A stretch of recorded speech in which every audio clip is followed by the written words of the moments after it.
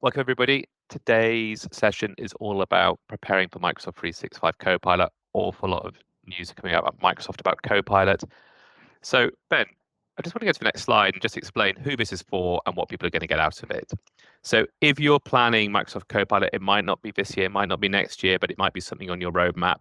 Gartner said 2024 is a year of planning for Copilot, so this would be a great place to start. And particularly, we're talking about Microsoft 365 Copilot. The other people who might find this interesting is if you're using SharePoint and it feels a bit of a mess and you're looking for some maybe hints, tips, better ways to use SharePoint, I think you're going to get some value out of today's session. So what are you going to get out of today? So we're going to focus on three things today. One is redundant data, so duplicates. How, if I've got multiple copies of data in my system, how can I get around that? Or if I'm bringing data in from external systems and copying it, what can I do to solve that problem? The second piece is around obsolete data. So that's data which is no longer relevant, maybe last year's price list.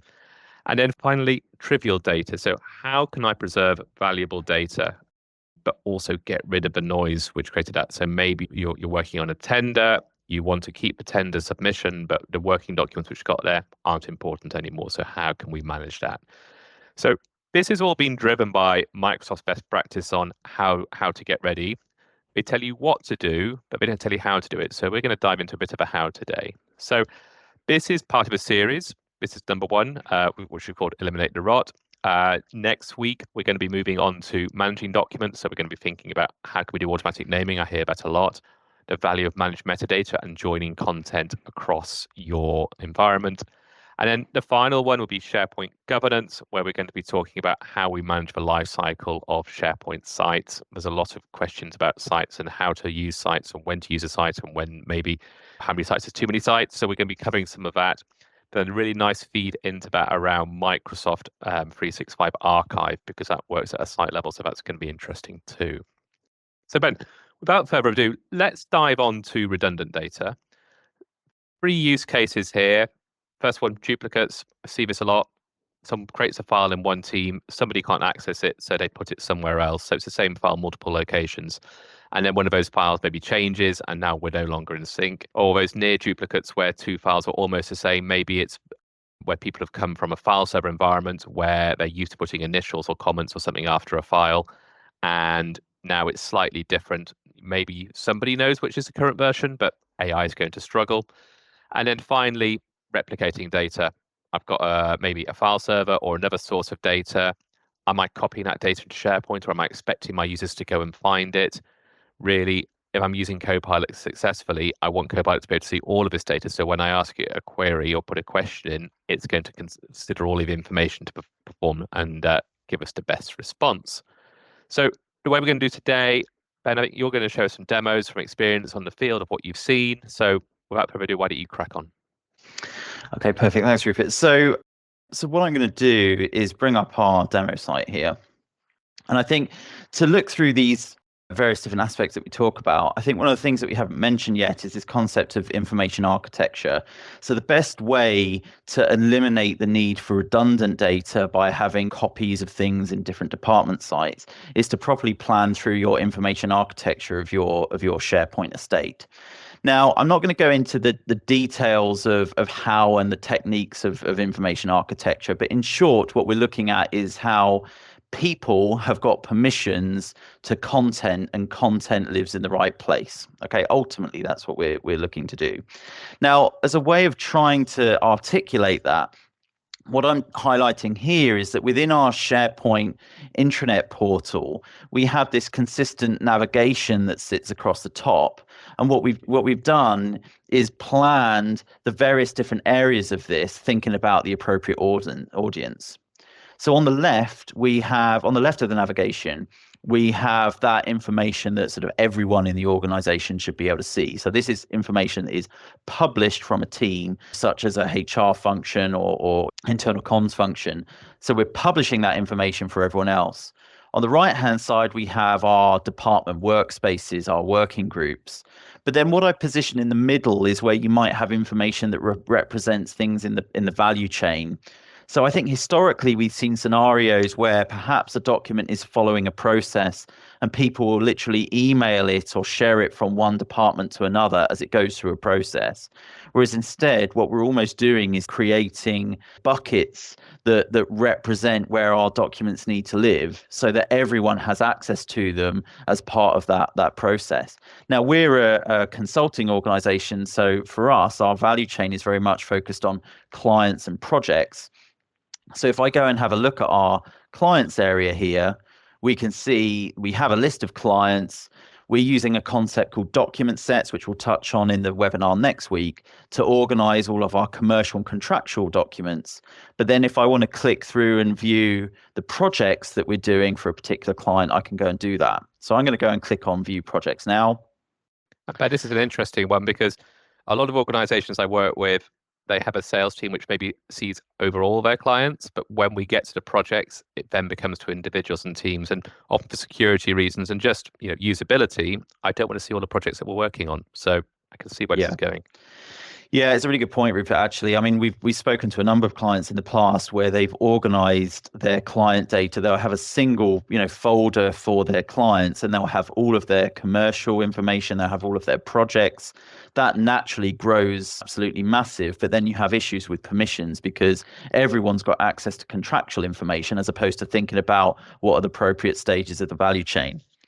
So what we've done here is separate that out. So as we can see, we had the commercial area for clients, and I can see the projects for those clients. And again, what we find is that the most appropriate way to manage and structure our projects is to use Microsoft Teams. So we've got our projects list here, and then we've linked those projects to a team. So I'm just going to pop, I've got it open already actually. So I'm going to go and pop into this particular project here. So I can see that these projects have been spun up with the appropriate template that we've predefined. And if I were to look through something like a coordination and comms area, what we can see is instead of people having in the project team having to copy files from the commercials area or go and search them all the time, we're able to create a link into the commercials area, and this is a read-only link. So everyone in the project has got read access to the commercials area so they can see the statements of work, the contracts and bits and pieces that they need without having to leave the context of where they are, which is this Microsoft team.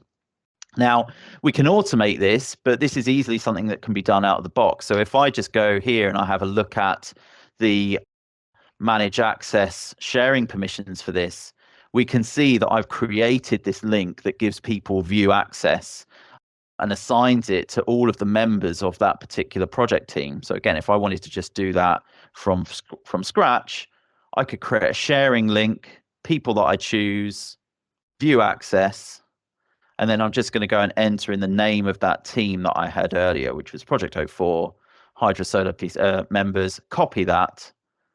And then what I can do is I've already got this here. I'm just using a website tab here. Just go clients, paste that in, and I can go and see read only all of those files within that space. So again, that's something that can be done quite easily out of the box. Okay, so let's just have a quick look at where we are. The other thing that is just worth highlighting as well. So that's how we can minimize the need to copy files around in SharePoint, and we've got a well-designed structure. The other point that Rupert was talking about is external data. So integrating with other systems, it might be Dynamics CRM or Jira or something along those lines. We've got a fairly simplistic example where we've actually connected our Microsoft search experience to our Information EXP website. So I'm going to come back to the Intranet Hub a minute. And let's say, for instance, I'm searching for a particular file and I'm searching for our migration checklist, which is actually a file that you can download and access from our website today. So I'm going to search for our migration checklist. And I can see all of these search results are actually coming from our website. So I could go and download the spreadsheet directly, or I could go and find out a little bit more about the migration checklist or some of our other solutions. If I click on this, then it's gone and taken me directly to our website. So that's a very simplistic approach to how we do this. But if I go and have a look at the Search Admin Center within Microsoft, I can see. Oh yeah, go ahead. That's if there was results also from the SharePoint environment as well, it would bring those results together into one list. Is that right? Absolutely, it wasn't exclusively searching the website. No, absolutely. Yes, it would be merged in with our internal results as well. That's So pretty yeah, cool. that's the advantage of using the search experience. So as we can see, there's quite a few additional things. So Salesforce is quite a common one, for instance. You maybe even want to connect to your on-premise file shares or something like Jira from Atlassian. So let's just summarize where we got to with that before we move on to the next thing, shall we? Yeah. So Ben, what we saw there was that we looked at duplicates, and one of the challenges is people don't know how to share documents internally and make them accessible to where people are working, especially when you've got different teams. So we looked at creating that read-only link there. We also looked at, particularly in this case anyway, replicating data. So where people maybe copy data from one system to another system, they get out of sync. One of those versions is incorrect.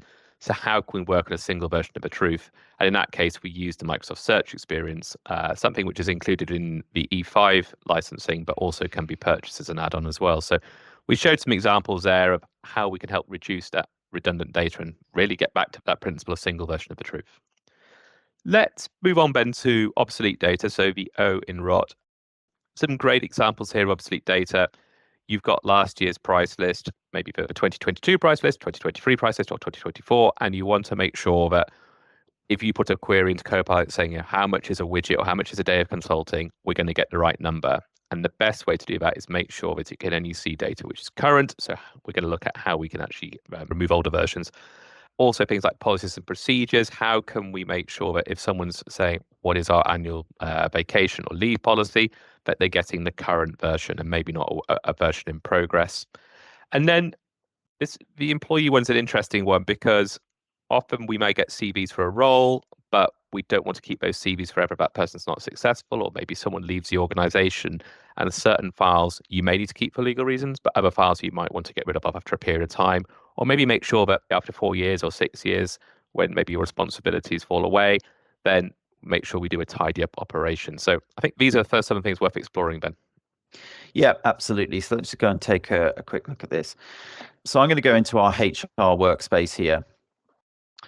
And to look at this first point, which is around the outdated data here, the way that we can address that quite simply and easily is by adding in a date column to our documents. So I've created this review date column, and actually using a little bit of SharePoint wizardry, what I've done is set that date column so that whenever I upload a document, it automatically adds in a review date of today plus 1 year. So you can use calculated columns in SharePoint to be able to do that. So go and add in a day, add in a review date. Now I could go and manually update that date if I wanted to. Now that I've got this review date for my documents, very quickly and easily, I can create a simple reminder so that, say, 30 days before that date is due, I'm made aware of any documents that potentially are out of date. And that acts as a prompt to say, okay, well, do I actually need to keep this? Do I file it? Do I get rid of it, delete it, et cetera, et cetera? So now that I've done this review date, if I click into the navigation or toolbar here and hover over the automate section, you can see there's this set a reminder option available to me. This is completely out the box in SharePoint. I can go and say set a reminder, and it's recognized that there is a date column already that I can go and use and tap into.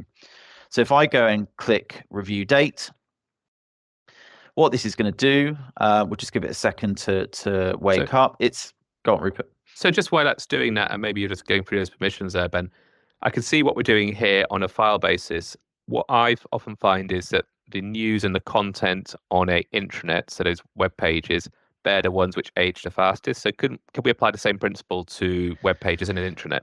Yeah, absolutely. So anything in SharePoint where you can add a date column, you can use this mechanism. So it could be lists of suppliers that you need to manage. It could be, as you say, pages within your intranet. You can add that date column and spin up this reminder concept.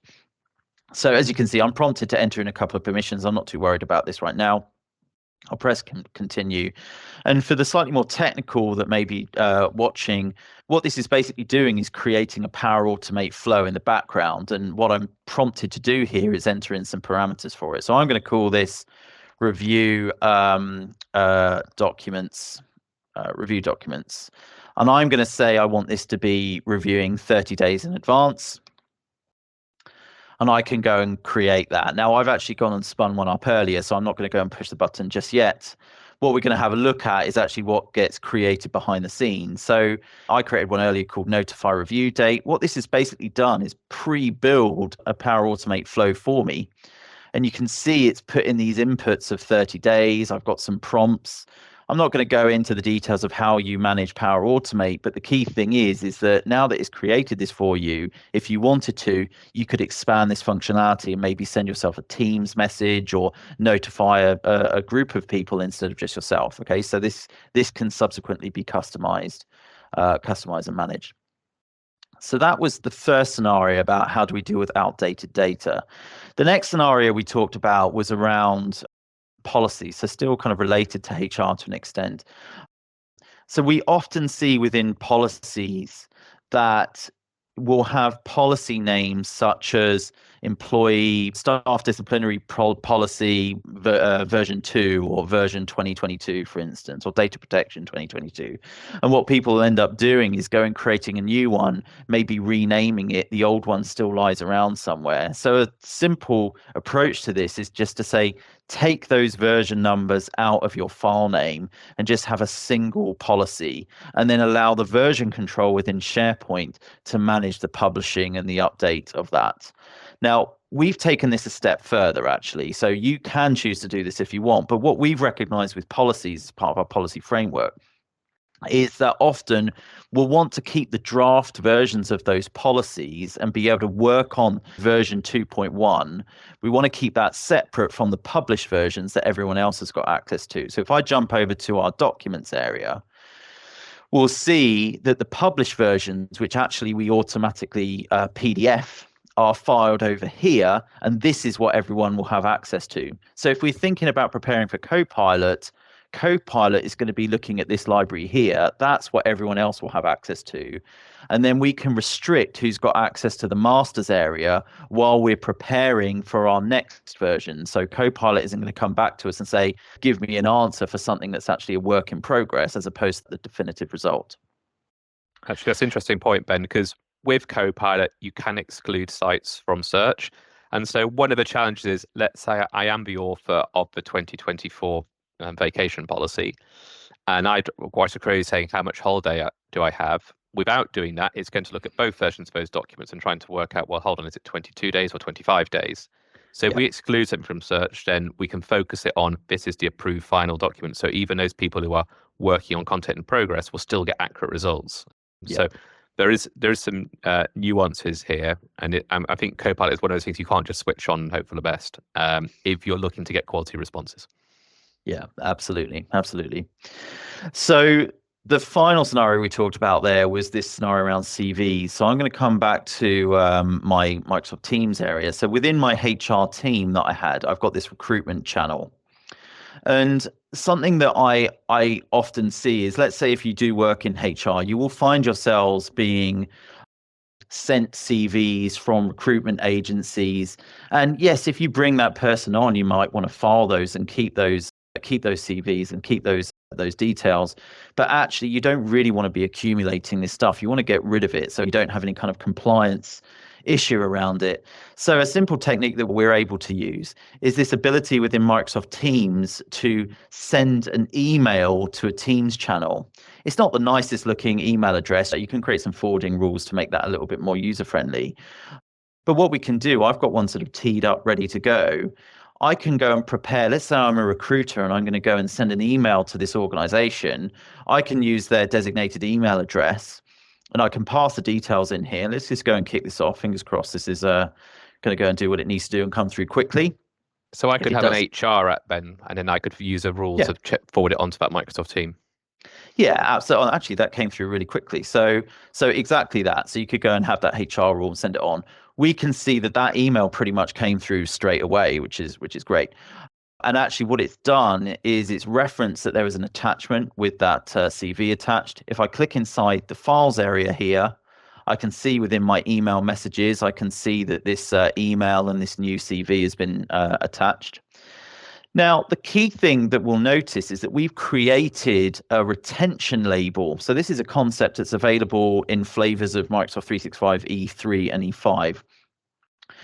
So we've created a retention label that says anything that comes into this recruitment folder will automatically have this label applied, which will ensure that all of those documents are kept for 6 months, but after that, they're disposed of. So just by having people send information in like this, it can automatically come through into this folder, and using this label mechanism, it will keep it for as long as we want it to be kept, but then delete it afterwards. If I And just Ben, pop open in, go on. so Go ahead. in certain cases, though, you might not want to delete it afterwards. You might just want to protect it for a certain period of time. Do you have to have that deletion bit step at the end, or is that optional? No, absolutely. That can be optional. So we've just configured it in the context of this demo. But if I have a quick look at some of the labels here, the available labels, you can create your own, and you can configure whether or not they delete at the end, or whether or not they simply just retain it, etc., etc. So we can see we've got a few different label types here, some of which are going to keep for 6 months and dispose, some of which are going to keep for 7 years, perhaps for employees that have been hired, etc. So, Ben, let's go on to our final piece of this webinar, which is trivial data. I think in all, it's that working data which helps us get our job done, but probably doesn't hold a lot of value in the long term. So, do you want to take us through some examples of how we can manage that kind of information? Yeah, absolutely. So as we can see here, we've got this concept of projects, and then we've got things like revisions, like working on contracts, etc. So we'll just go and demonstrate that quickly. Let's have a look at the project scenario. So we had some projects that we referred to earlier when we were looking at our our clients and projects area. Now, the thing with these projects is often the nature of a project is that there'll be lots of documents that are relevant as part of the project, things like RAID logs and trackers and those types of things. But then there'll be assets that we want to keep off the back of that project, whether it's a project lessons learned document, or maybe it's a solution design or a useful asset that could get filed somewhere. So what we want to be able to do is capture the good stuff so that we can then comfortably delete the team and remove all the files that we don't need, or maybe archive the teams and revoke the permissions on it. So I'm just going to pop open to SharePoint a minute. And what we've actually done here is we've created our own mechanism to support this process. But there's definitely something that you'd be able to do. You could do this in Power Automate, for instance. So what I'm going to do, let's say, for instance, I want to keep this particular document here. What I'm going to do is select that document, and we've added this action called submit as knowledge. So this is one of our own actions that we've sort of created. But if I click on this, what this is going to do is bring up this interface where I'm prompted to fill in some additional metadata. So typically when we're working on a project, we don't really want people to have to fill in metadata. But if we're going to capture this and get something useful from it, this is the point where we actually want to start capturing some useful information. And we'll touch on that a bit more next week. Yeah, I think So, like a important point here. Often speak to clients saying there's no metadata against any of our files, or classification data, taxonomy data. And I think the point I hear you say over and over again, Ben, is there's only value in adding metadata if that document is going to be surfaced again through metadata. So Copilot uses metadata to join documents together, which might sit across different sites or document libraries. And in the same way where we use search as well, there's huge value in metadata there. Working files, by asking people to put metadata around now, it's going to slow people down. They're going to get frustrated, and there's not a huge amount of value in doing that. So use it wisely, and I think you'll get better adoption and buy-in. Yeah, exactly. I tend to think metadata is for either filing or publishing, but not necessarily for collaborating. So I'm just going to go and say that that is a product documentation. We'll go and align it to our knowledge management solution. It's part of our experience phase, part of our renewable energy sector. This could be really useful for the rest of the team. Well, I'm going to go and submit that. Okay.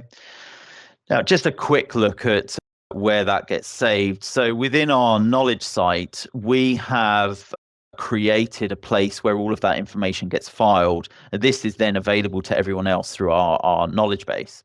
So we can see that that document has come through. This was actually a little bit, that was one I did a little bit earlier, but that has come through. It's been tagged with the information. And then you could either just auto-publish this and make this available immediately, or if you have a knowledge manager in the organization, then they may want to go through, do a review, and then set the approval status to approved.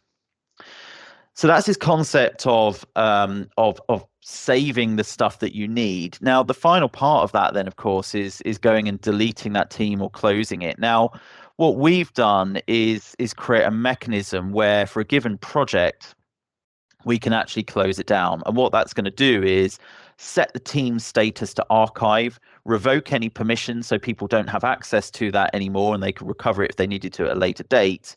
And then effectively close the status in the list. So you can automate that process, or you could just simply go into Teams and archive the team directly and remove permissions. So what we're doing is keeping what we need, get rid of everything else, and take it away from that sort of cognitive processing that people have. So the final thing that we talked about was around working documents and filing, this concept of draft contracts. So what I'm going to do is come back to our HR area here. So a very simple approach that we can look to deal with this is to think about how you structure your SharePoint sites. So what we have done is create an additional library within our SharePoint site for document records.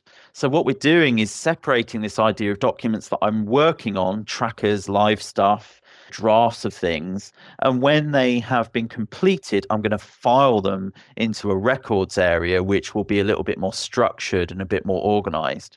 And that then means that I can clear up the working stuff and keep the records that I actually need. So just a simple technique of keeping those two areas is quite useful. So I'm just going to come into my working documents area here. And let's say, for instance, I come into my recruitment folder, I can see that CV that came through, I want to do something. I want to keep that CV because we're going to bring that person on. So I can then just use the out of the box functionality here to just simply move that document into a place that I've created up front to think about where I'm going to file the more useful stuff. So I'm going to come up to the documents area and I'm going to switch to the document records library. I'm going to create a new folder for Joe Blogs. And then I'm going to go and file this document there. And then all of the email correspondence, the other bits and pieces that I might have had as part of the recruitment process, I'll leave where they are. That'll get deleted. And then the document record will be retained. So I can do what I need to do. And again, you optionally would realistically switch over a retention label to ensure that that gets kept for 7 years instead of deleted after 6 months. So I think, should we summarize where we've got to on that, Rupert, do you reckon? Yeah, I think so. So that there, we're talking about trivial data. I think one of the points that Ben was making there is by having standard sites, when people are moving between different sites, if it always knows a working area and a records area, they know how to work and find information. Often we see people going very bespoke in every single site, and that's great when you're designing it, but the user adoption and for people who have to work across multiple areas, it becomes quite difficult. So try and keep it simple and consistent. The keys of the project piece, we looked at how do we keep good stuff for knowledge and leave the rest. We did show the CV example and we showed a project example. So I think that really brings us to a wrap here, Ben. So I think we've got one slide and takeaways, very high level bullet points. Number one is, and I think this sits across the whole piece, which is planning your information architecture. It's okay to have a large number of sites if they're consistent, if everyone understands the lifespan of information in there. And that's definitely going to become more important when people start looking at Microsoft 365 Archive. It works at a site level. So understanding when you can retire a site is super important. Some other things that we highlighted there was access to external data sources. I really like that. And for people looking to go to that next level, we can use Power Automate in different ways, either for reminders to say, hey, is this content still current? Or, hey, let's move this document from one place to another place where it can be preserved and used in a knowledge base. So that brings us to the close of today's session. This is a series of 3. This is number 1. So next time, do come and join us. We're going to be talking about managing documents. And then final piece, we'll be talking about SharePoint governance. So thank you for your time today. Any questions, do get in touch with us. Happy to help. And that's bye from me. And bye from me. Thanks very much.